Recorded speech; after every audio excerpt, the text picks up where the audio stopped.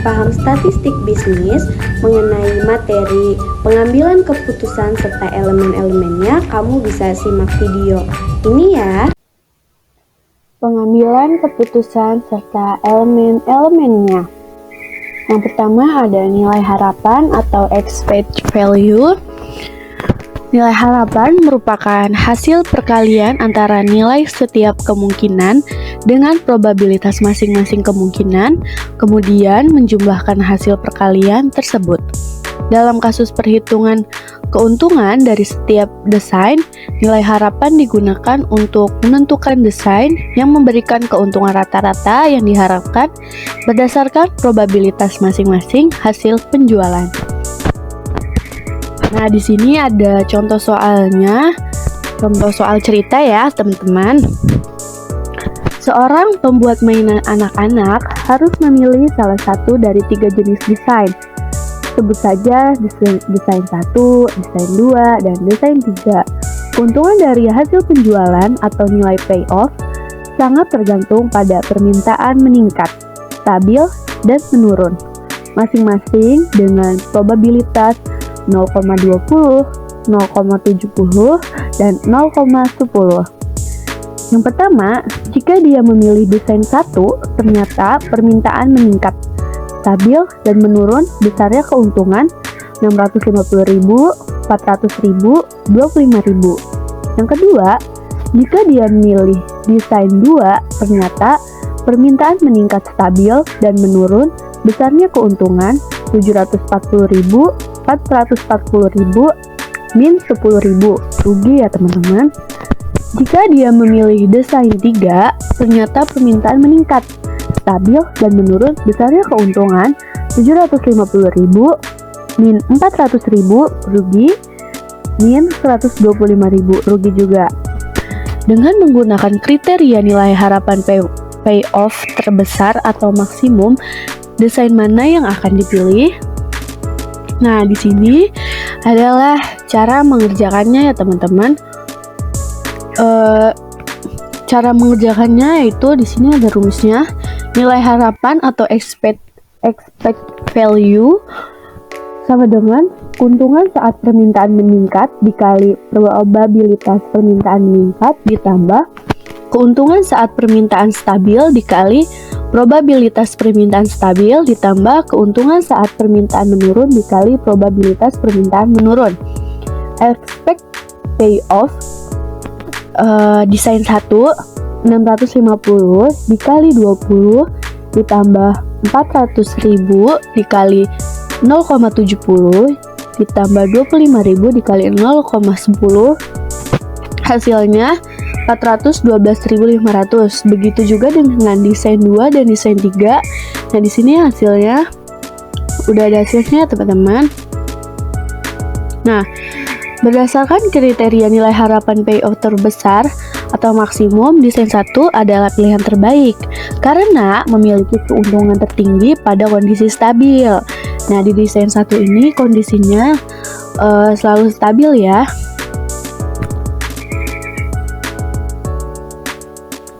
Sini ada ketidakpastian atau uncertainty, suatu keputusan dengan kondisi informasi tidak sempurna dan probabilitas suatu kejadian tidak ada pengambilan keputusan dalam kondisi tidak pasti atau decision making under certainty adalah pengambilan keputusan di mana terjadi hal-hal berikut. Tidak diketahui jumlah dan kemungkinan munculnya kondisi tersebut. Pengambilan keputusan tidak dapat menentukan probabilitas terjadinya berbagai kondisi hasil yang keluar. Yang diketahui hanyalah memungkinkan hasil suatu tindakan, tetapi tidak dapat diprediksi berapa besar probabilitas setiap hasil tersebut.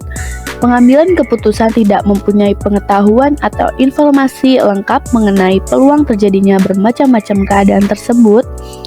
Hal yang akan diputuskan biasanya relatif belum pernah terjadi. Nah, itu dia hal-hal yang terjadi di pengambilan keputusan. Nah, yang kedua ada tingkat ketidakpastian keputusan. Semacam ini dapat dikurangi dengan beberapa cara. Nah, di sini ada cara mengurangi keputusan ketidakpastian. Yang pertama itu mencari informasi lebih banyak, terus melalui riset atau penelitian. Yang ketiga menggunakan probabilitas subjektif. Nah, di sini ada contoh kriteria Maximax. Dalam kriteria Maximax, pengusaha akan memilih hasil terbesar dari alternatif-alternatif yang memberikan hasil maksimal dalam berbagai keadaan secara alamiah. Nah, di sini ada contoh soal dari kriteria Maximax. Dalam kriteria Maximax, pengusaha akan memilih hasil terbesar dari alternatif-alternatif yang memberikan hasil maksimal dalam berbagai keadaan secara alamiah. Nah, di sini ada contoh soal dari kriteria Maximax.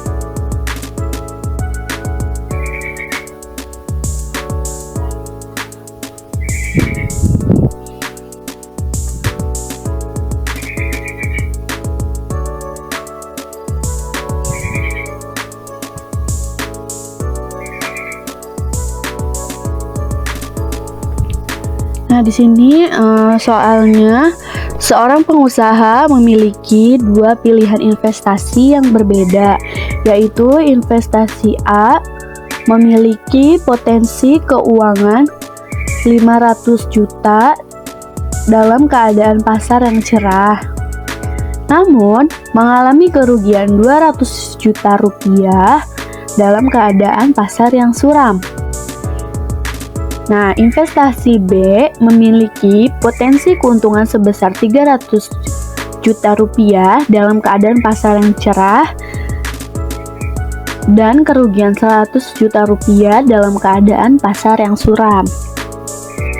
Nah, di sini penyelesaiannya.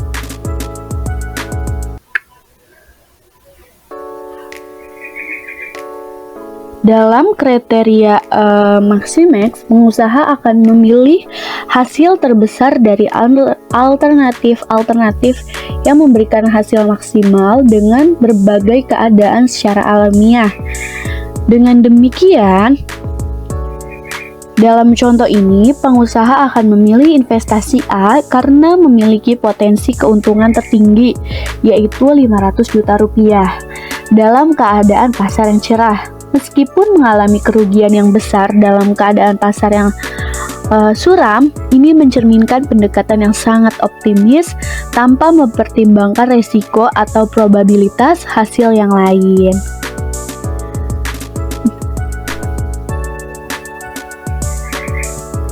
Nah, di sini yang kedua ada kriteria Maximin. Dalam kriteria Maximin, investor akan memilih hasil terbaik dari alternatif-alternatif yang memberikan hasil minimal dalam berbagai keadaan. Nah, contoh soalnya,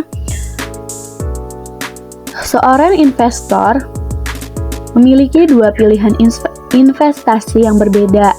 Investasi X memiliki potensi keuntungan sebesar 400 juta rupiah dalam keadaan pasar yang cerah, namun hanya mengalami kerugian 100 juta rupiah dalam keadaan pasar yang suram. Investasi Y memiliki potensi kerugian sebesar Investasi Y memiliki keuntungan sebesar 200 juta rupiah dalam keadaan pasar yang cerah dan kerugian 50 juta rupiah dalam keadaan pasar yang suram. Nah, terus ini cara penyelesaiannya. Dalam kriteria Maximin, investor akan memilih hasil terbaik dari alternatif-alternatif yang memberikan hasil minimal dalam berbagai keadaan. Dalam contoh ini, investor akan memilih investasi Y karena memiliki kerugian terendah, yaitu 50 juta rupiah dalam keadaan pasar yang suram. Meskipun potensi keuntungannya lebih rendah dibandingkan investasi X dalam keadaan pasar yang cerah. Pendekatan ini menunjukkan sikap konservatif dengan mempertimbangkan risiko terendah tanpa memperdulikan potensi keuntungan maksimal.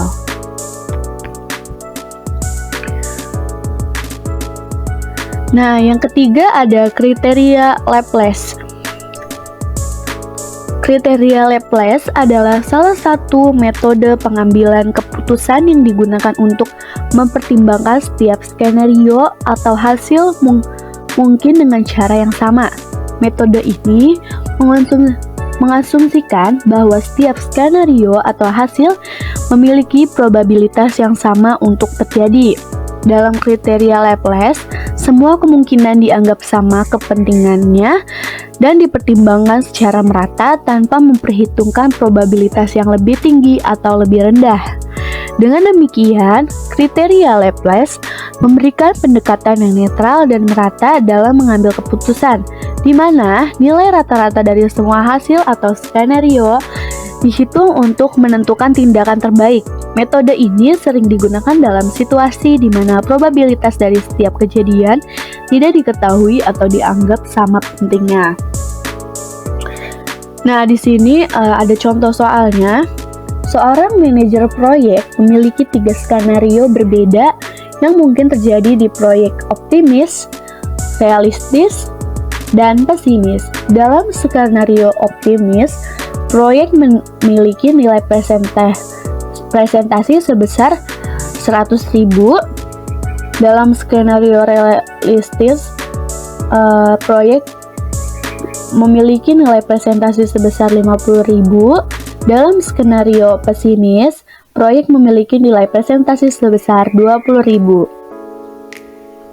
Nah, di sini manajer proyek menggunakan kriteria Laplace untuk memilih tindakan yang terbaik.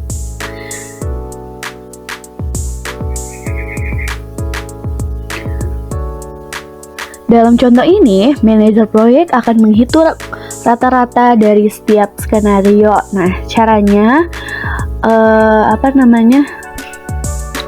ini ditotalkan kemudian dibagi 3. Hasilnya adalah 56,66 sekian. Oleh karena itu, manajer proyek akan memilih tindakan yang memiliki nilai presentasi rata-rata tertinggi, yaitu 56,66 sekian. Pendekatan ini merupakan pendekatan yang netral dan merata dalam mempertimbangkan setiap skenario yang mungkin terjadi.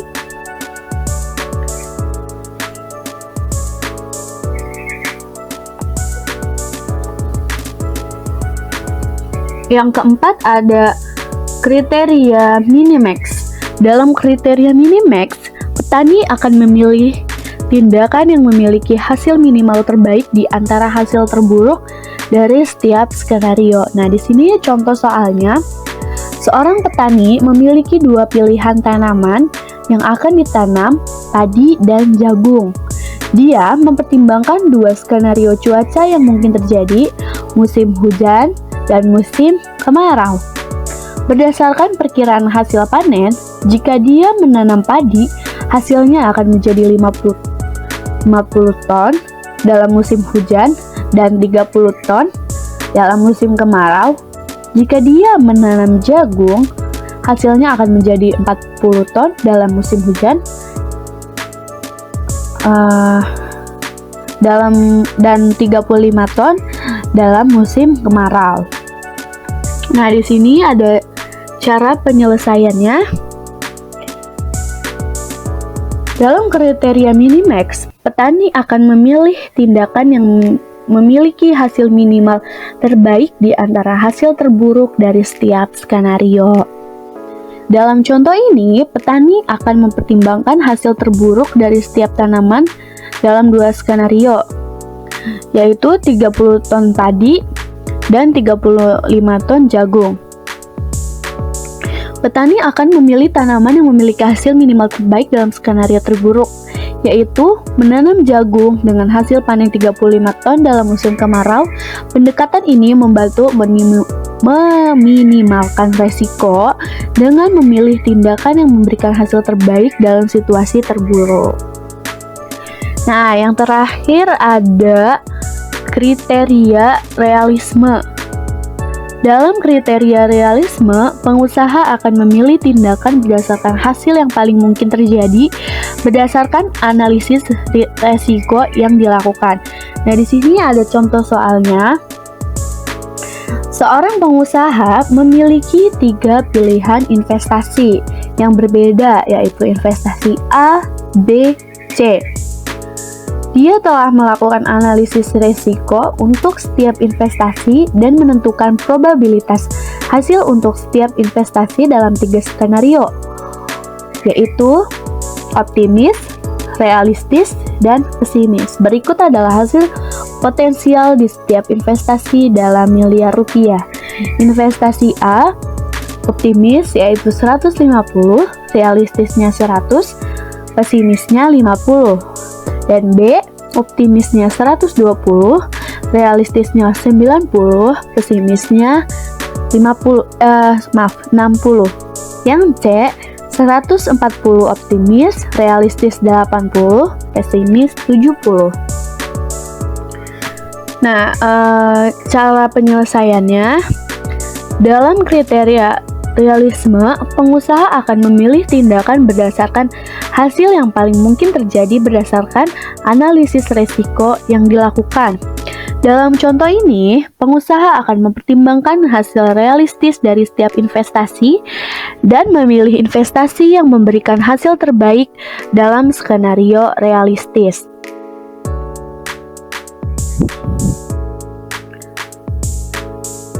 Berdasarkan hasil potensial dalam skenario realistis, pengusaha akan memilih investasi A dengan hasil 100 miliar rupiah. Pendekatan ini memungkinkan pengusaha untuk membuat keputusan berdasarkan ekspektasi hasil yang paling memungkinkan terjadi. Nah, kenapa bisa pengusaha itu memilih A dengan hasil 100 miliar rupiah? Karena desain 1 keuntungan tertinggi saat permintaan stabil. Desain 2 merupakan pilihan terburuk karena menghasilkan rugi dan permintaan menurun. Desain 3 potensi rugi besar saat permintaan menurun. Jadi, pengusaha akan memilih investasi A dengan hasil 100 miliar rupiah karena hal-hal tersebut. Sekian, terima kasih. Semoga penjelasan ini membantu. Thank you.